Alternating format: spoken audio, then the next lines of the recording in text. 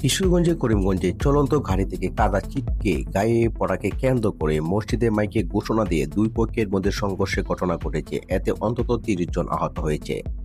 আজ সোমবার সকালে করিমগঞ্জে কিরাটন ইউনিয়নের গুড়ার গ্রুপ গ্রামে এ সংঘর্ষের ঘটনা ঘটে।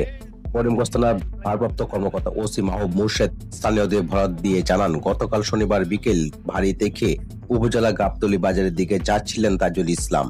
এ সময় বিপরীত দিক থেকে আসা মোটরসাইকেল যুগে যাচ্ছিলেন পাশের গ্রামের মাসুদ মিয়া নামের এক যুবক। মাসুদের চলন্ত মোটরসাইকেল থেকে তাজুল ইসলামের শরীরে কাদা ছিটকে পড়ল দুজনে। তর্কাতর্কির সময় ক্ষিপ্ত হয় তাজুল ইসলামকে মারধর করে মাসুদ। এক ঘটনাকে কেন্দ্র করে আজ সকালে মসজিদে মাইকে ঘোষণা দিয়ে দেশীয় অস্ত্র নিয়ে সংঘর্ষে জড়ায় দুই পক্ষ। এতে উভয় পক্ষে অন্তত ৩০ জন আহত হয়েছে। খবর পেয়ে পুলিশ ও সেনাবাহিনী ঘটনাস্থলে গিয়ে পরিস্থিতি নিয়ন্ত্রণে আনে। বর্তমানে পরিস্থিতি স্বাভাবিক রয়েছে। আহত স্থানীয় হাসপাতালে চিকিৎসা নিচ্ছেন। এ বিষয়ে অভিযোগের ভিত্তিতে আইনানুগ ব্যবস্থা গ্রহণ করা হবে বলেও জানান ওসি মাহবুব মুর্শেদ।